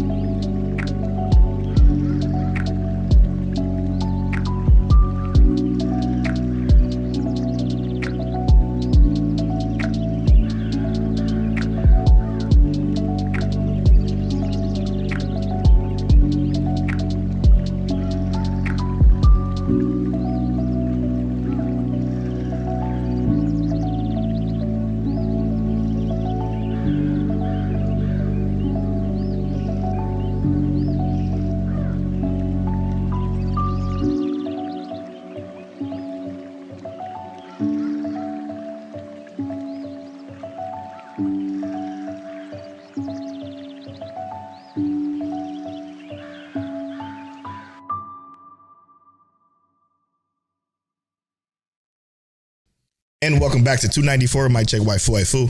Very long episode. We apologize. No, we don't. No, we don't. We knew this was going to be a long episode. We never gave our grades for the overall season. I'm going to just call it, for me, I'm going to call it a B. I enjoyed this season so much. Like, compared to last season, this was the easiest season of anime for me to watch. I enjoyed most of the shows. Everything, I dropped maybe like 4, including Sakamoto Days, Guild Receptionist. Actually, I think I only dropped those. Doctor Detective. And Living with the Otaku Konoichi. And those are the ones I started and I dropped. So yeah, if I wasn't in Ohio and had to recover, I actually would have probably had more shows finished than completed at the moment. But I actually, I think it's a B- for me. Okay, understandable. Okay, so we continued our rewatch. Rewatch of Fire Force season 1 was done last week, and this is now season 2. So we're gonna do that first before we do our review. I wish I would have mentioned that before the break, but we just thought about it afterwards. But Fire Force season 2. Okay, so I do got a few things to say. I'm gonna start by saying this: the season was phenomenal, just as good as season 1 for me, but a lot harder for me to watch. What I mean by that? I mean by that is watching season 1 back to back was so much smoother than watching season 2. And the reason why I say that is because it was overwhelming. And I knew what was going to happen. I've seen it before, but it was information overload. It was sensory overload for me and my anxiety, essentially, that I couldn't sit through. I think the most I watched in one day was like 9 to 10 episodes. And then I was fucking exhausted. Which is a lot. 9 to 10 episodes is a fucking lot. That's hours and hours. But that was just one time out of the 25 episodes. After that, I could do maybe 3, maybe 4, maybe 5. That's 3. Almost a season's worth of episodes. Yeah, but it killed me. Like, I was so beat up. I didn't watch anything else for 3 days after that because I was just so tired, mentally drained. Because obviously I still got the regular seasonal stuff to watch for the wrap up and et cetera, et cetera. But it was just so much, and it's not to say that anything was bad because everything I love about Fire Force, I loved even more than season 2. Is strong because season 2 flowed a lot cleaner for me, but season 2 was just as good, just not as good, just as good, but not as good. Does that make sense? Yeah, it was building on what we already got. Yeah, and they even gave other characters more time, sure. which was kind of nice. It was like almost to give us a break. I love how season 2 started though. Yeah. It started with this very almost like slice of life-esque moment. And then it's like, boom, don't forget, we still in the middle of this. Bro, but yeah, that's what I was going to say. Like, the implications, the story, the depth within, you could look at it how you want. You could look at it and say, oh, it's just bad guys wanting to destroy the world. You could look at it like that, but you'll be doing yourself and Fire Force a disservice if that's what you felt it was. Because it's so much more. It's so much more. It's so deep. We got the cameo of Maka's dad. True. Womanizing. But even with all the craziness, right? We get context for a lot of these characters who kind of have these scars on their bodies. And why they have these scars. We get the development of our characters and their abilities even, and we get the development of the white clad. Oh my god, that is the most important development we got. Screw the character, like character's cool. I enjoyed them fine, but the development of Adola and the Adola place and what Adola is, and the fact that what's her name, the evangelist lady, what do they call her? Whatever they call her a name, and I can't think of the name. I know she's in Adola. She's basically created Adola, but the fact that her implications is that she's bigger than God. She's the reason why religion existed in the ancient past, or what it will be considered our now. but she's the reason why religion existed, so that people could worship something. And like those implications that I just completely missed, and I talked about this with Fear, I completely missed when watching season 1. I never even like Indoraha. Yeah, but that's not the name. No.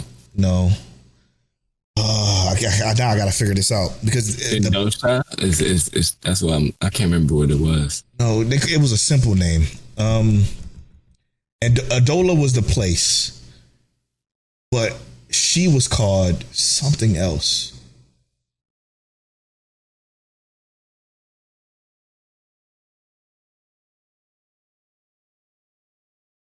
The evangelist. She's the evangelist.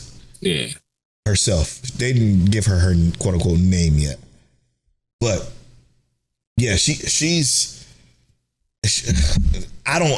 like one of those things where you think to yourself, like, how do you win?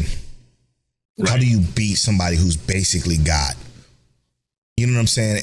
And the way that she came over from a different dimension with the lady in black, how we get introduced to that situation, and that's where we learned about all of this. Ooh, it's a lot. It's a lot. It is a lot. It's so much, bro. And I do want to see, because where we end off in season 2, right? The way season 2 ends, I think it's perfect, by the way. Perfect. Yeah, I was literally about to say it's like a perfect segue to get you to what season 3 offers, right? It almost just doesn't even need to do anything other than pick up exactly where we left off. Yeah. But it's also kind of frightening because although we have an understanding, an idea as to what we're dealing with, we still don't know the limitations of what the evangelist has. Or the lack thereof limitations, if you will. Exactly. We have no idea what that looks like. Yeah. And to even think that if they can dole out grace while inside of Matarasu, what can the evangelist do? Or you mean Adola? Well, yeah, I'm talking about while they're in the Matarasu in Adola. You know what I mean? While they're linked to Adola. While they're linked to Adola. I see. Because Adola is the place. Amaterasu is the person inside of the turnbuckle or whatever the fuck they call the generator. Yeah, the machine itself. Yeah. What, I thought the machine was the name of Amaterasu because the tabernacle is what the animals named it. No, the tabernacle is what the machine is actually called. Amaterasu is the flame that's inside of it, which we learned is the person. Okay. So if you go to the character list, she's named Amaterasu. Oh, that's why it is named Amaterasu. Got it. Yeah, that's right. I remember that now. That makes sense. But while they're in there, in the Adola link, what is the limitations of said evangelist within that realm? Oh my God, dude! Yes, we don't really know. That's massive. Yeah, you're right. Oh, that's so massive. That's huge to think about, because you would have. It's her plane, right? It's where. God damn it! That just blew my mind, because that's where Shao got his power, or Sho got his power. Sorry, not Shao. Sho. Right. Oh my goodness, man! And then you got the demon being his mom that you don't want to put to rest. You want to save. Right. How? Right. Like, it's just. And imagine. The evangelist has her there waiting for him. Mm-hmm. This gonna be your first trial. Don't worry. I hate Inca. I hate the fifth pillar. She's fucking sucks. She does suck, bro. Like, and Sharon just plays this role. And it's like, Inca sucks. Inca sucks. Dude, they do a good job though with it. Like, she's supposed to suck, but damn it, it put a whole damper in my mood when I was watching the show. But what made it suck is that, like, she's not supposed to be this evil character. She's supposed to be this selfish character, which, because of her actions, inherently makes her evil. So it's almost like the character sucks and she's supposed to suck, but it's also like you didn't have to suck. You know what I mean? And then they give her somebody like Ritsu as her fucking protector. Like, come on. Come, this girl can sense when fires start, and now she knows when the fire is going to start and people are going to die, and Ritsu's going to raise those people that die, and then it's a never ending source of power for the White Clad that is essentially like how. I do like how Arthur is the bane of Hamiya's existence, though. That was always hilarious when that popped up. She hates him. And the fact that she just gives him, he gives her so much trouble. He's Arthur. It's just so great. I love it. Orochi is fire. Orochi, yeah. Who's that? The white clad with the fire whip. Yeah, she was fire. You see the picture I posted in Discord? That shit is fucking hilarious. What a way to go out. That shit is insane. I didn't see it. Look at it. Look at that shit, bro. How do you... It's the diabolical one. That's a fucked up way of going out. Oh, yeah. Just awful, bro. Awful. Yeah. But Arrow's still the best. Arrow is incredible. All right. She's definitely the second place to Hibana for me personally. And it's probably because her dub voice actress does such a great job. What you think about the Joker's backstory and then him and Benny Maru? Yeah. So Joker, Benimaru, and Burns. That moment that they got within those, like it was like 2 episodes, 2.5 episodes or whatever. So good. The moments that they got within that, it was so good. And then it's nice to know that while Joker isn't necessarily the bad guy, you know what I mean? That like we can see the although the organization that we're working for isn't entirely good, because clearly they have some bad intentions, but a lot of it isn't all like cut and dry, you know what I mean? And I think that the fact that it's not all cut and dry actually lends itself to more development. Yeah, the depth of the story. And it's just good because it shouldn't be, you know what I mean? It shouldn't be. The organizations aren't going to know how to be inherently good with everything. They're trying to figure things out just like everyone else is. And that was the whole point in the Fire Force 8, was to be investigators of everybody so that we know who is good and who's bad and to get to the root of the problem.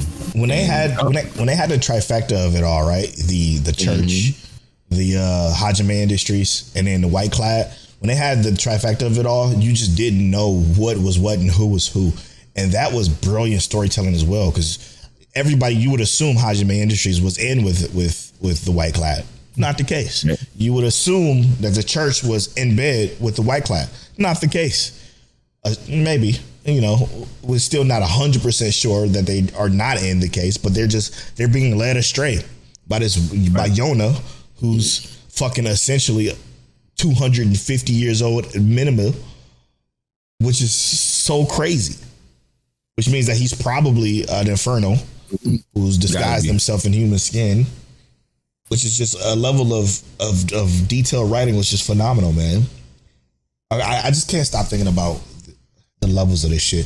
It's so much shit that I missed within that first watch through that I did not catch until this. I think we talked about it during the podcast, how deep it was, but I don't think we went as deep as we should have, because it is so much between characters and organizations and people and the world.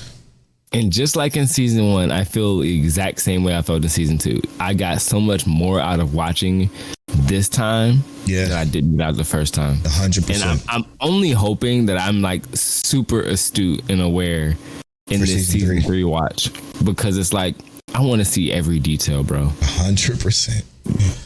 I need to see every detail in peace. So apparently, according to Daddy's to Talk, it's broken up into 2 parts or multiple parts. There's supposed to be more than 130 chapters between both Dr. Stone and this that they still have to cover.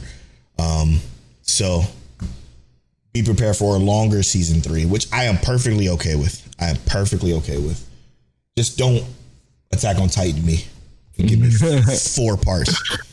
Right. You know what I'm saying? That's where it becomes a problem. So season 2, it says it's 24 episodes.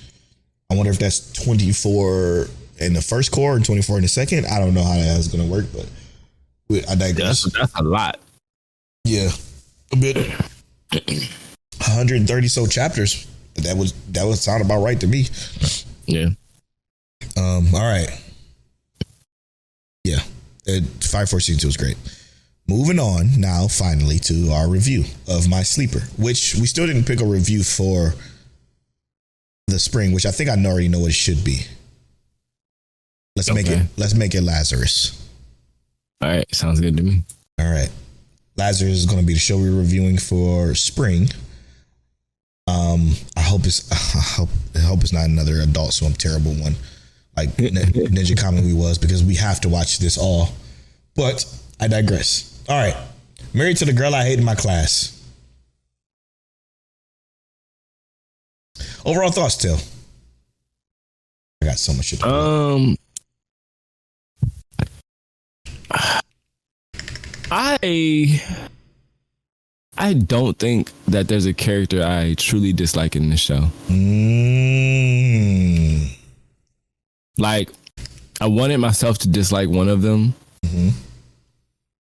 especially towards the end. I think I know which one, but I couldn't. I couldn't. I feel like every character was justified in some way. Every character was made like light and good in some way.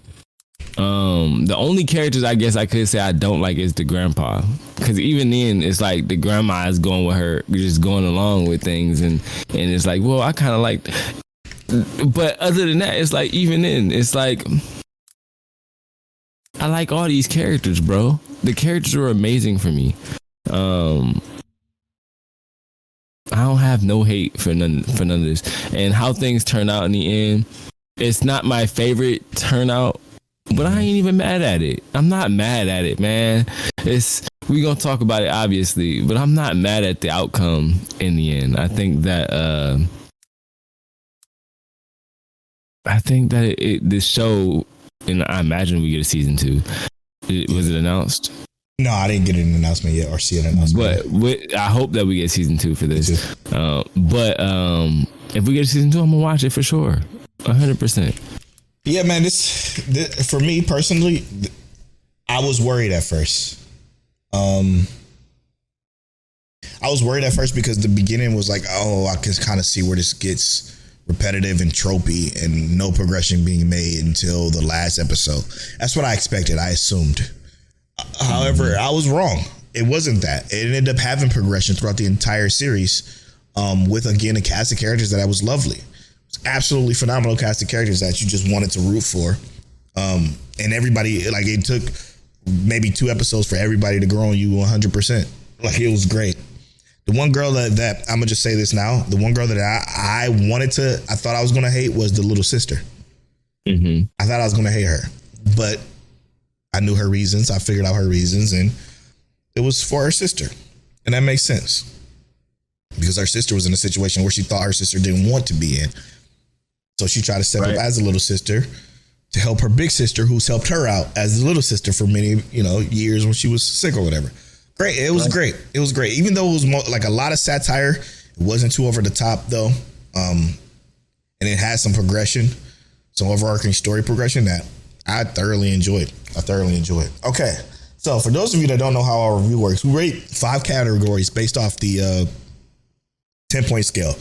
5 categories rated for the 10-point scale. So that means 10, 10.5, 9, 9.5 to 10, 1, 1.5 to 2, blah, blah, blah.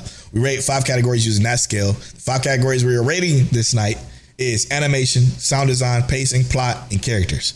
We take the average of both host scores of those 5 categories and we average them together to give us each individual scores. And we take those individual scores and we average that together to give you the Mic Check Waifu official review score of the particular show. We decided that we are going to review My Sleeper this week, since last season we reviewed Tail Sleeper. Okay. Now, starting with animation. The animation is the art style, visual direction, scenery, and overall viewing experience of the show. Tell, how did you feel about the animation of Married to the Girl I Hate in My Class? To be honest, it wasn't anything special. Very okay animation. I don't think it didn't fit in though. I think it fit for what it was supposed to be. So my idea of the animation here is a 7.5. Yeah, it was very slice of life. Slice of life animation don't really have much to it unless it's what was that slice of life that just fucking was beautiful for no reason? I can't think of it at the top of my head, but yeah, it was average. It was a 7 for me. Maki and Too Many Losing Heroin. Yes, that one was absolutely beautiful for no fucking reason. Over the top, beautiful. It was a slice of life. Like, why? But yeah, no, it was a 7 for me. Very, very average. Sound design for me. Oh, so sorry. Go ahead. Sound design was just the soundtrack, the composition, sound effects, and how well the sounds tied with the visuals. This is my least favorite part of the show. I hated the little boppy boopy boopy boop music that came in throughout the episodes. Wasn't my favorite in anime. I watched a lot of anime and I watched a lot of rom-com series. I watched a lot of slice of life, and the music was never great. It was never even close to great. It was almost grating, but I kind of got over it quick and was able to ignore it.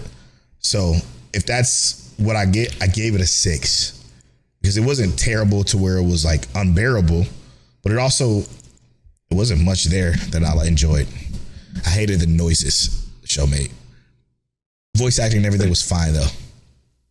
Yeah, I think the voice acting was fine. But I agree with you that at some point you have to turn off your brain and stop listening to the little sounds and stuff. Because they were so like janky. Yeah, it was just like it's not like that it didn't mix with the show. It just like it didn't. I don't know how to explain it. It didn't do anything. It didn't do anything. Yes, exactly. So I gave it a 6.5. Yeah, it was very strange. Pacing.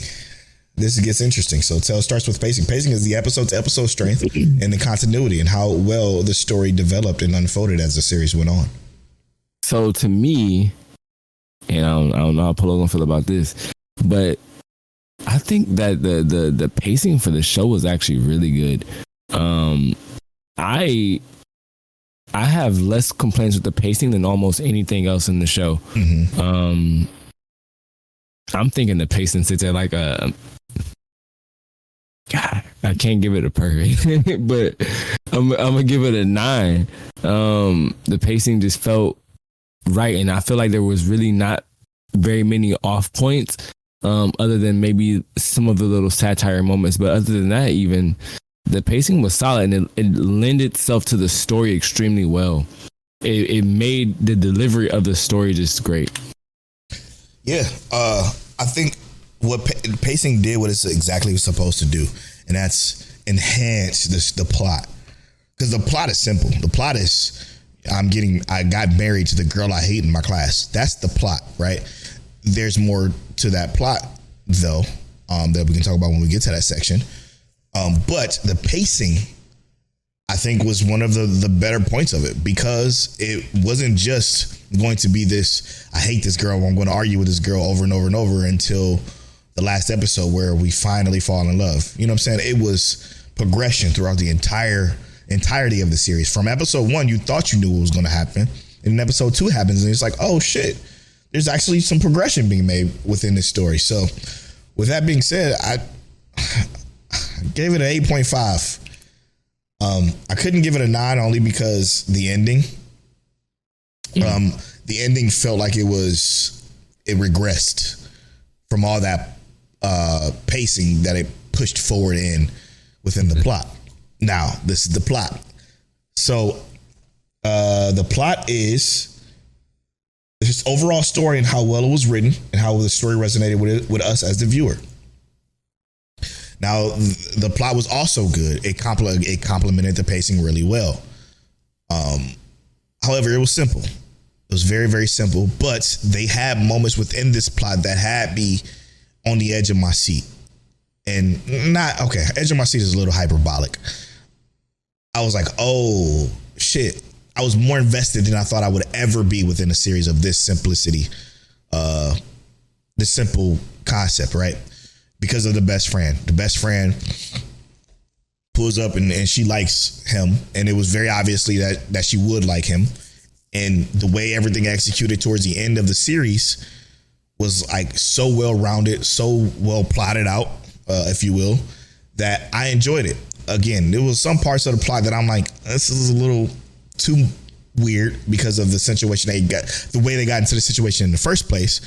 I couldn't quite feel or wrap my head around all the way, but I enjoyed it. I thought it was an average plot, but the pacing made the plot, it complemented the plot well. So I gave it a 7. I say all that to say. So yeah, I agree with Polow that the plot was indeed average. But they had some twists towards the end that I guess I liked. With information that we were given with, that that they knew each other or may have known, like she knew who he was, and the friend and their relationship. To me, especially like Himari, she added so much to the plot. She was so good.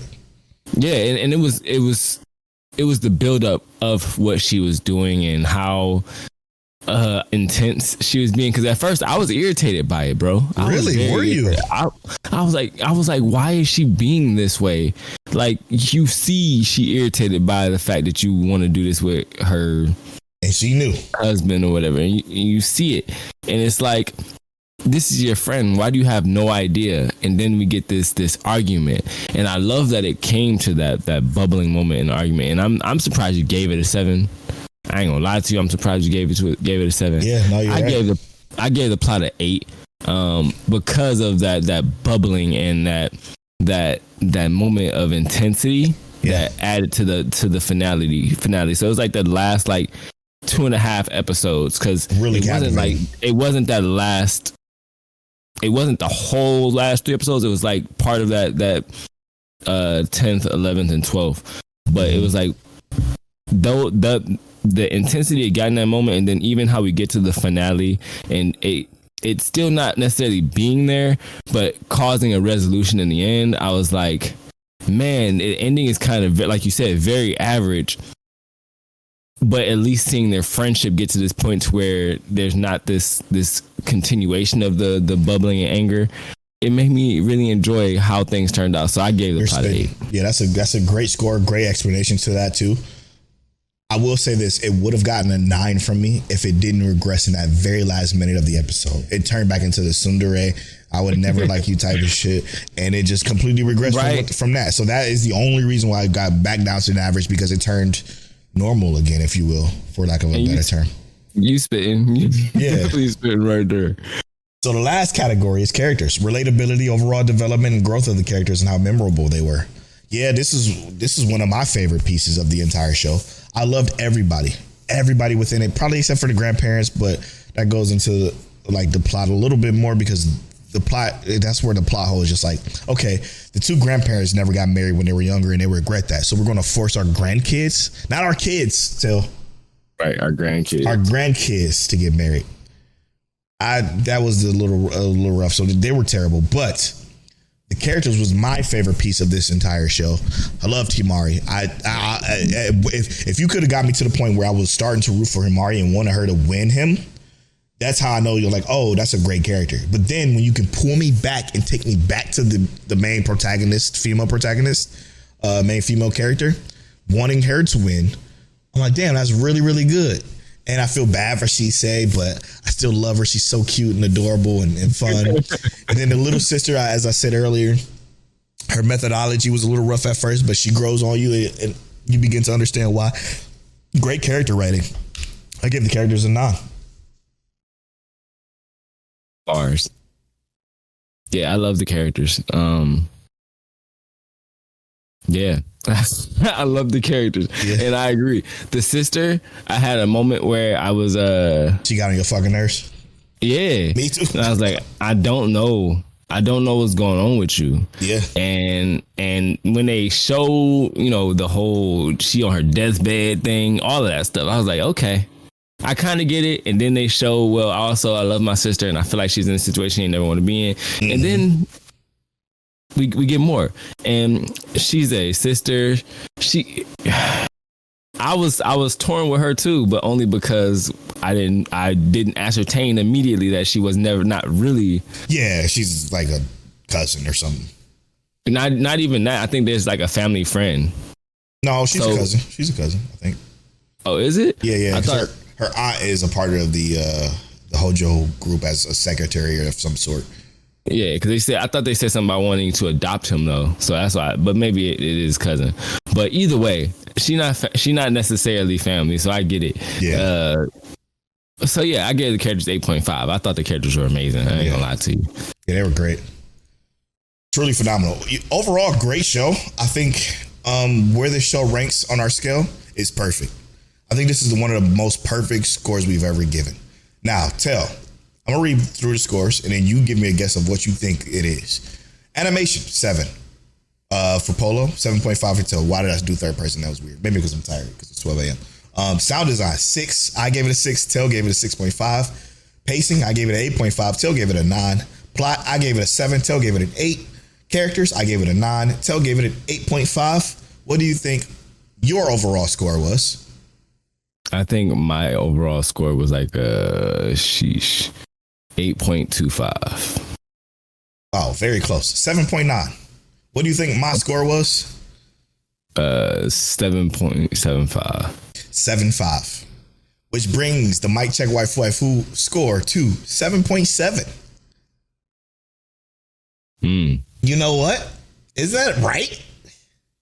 That's good. That's right there. That's right there. That feels exactly right. I don't know why I can't type in art. Oh, is it because I'm on my wrong? I'll let you do that. Can you add it to the anime rating list? But it falls below Suzume, which it should be above, but I digress. What was it? One more time, 7.7? Yep, just 7.7. Suzume was a 7.5. Demon Lord 2099 was a 7.45, so it falls in between those. Damn, Demon Lord 2099 was 7.45. That's crazy. Yeah. Tell, thank you so much for joining me tonight. As always, being my co-host, being my brother. I'm at Polow Bornfly on all social media. I'm at King Telliano on all social media. You can follow our social medias at Mic Check Waifu on Twitch and at Mic Check Waifu on Patreon and at Mic Check Waifu on Blue Sky. And as always, Mic Check Waifu.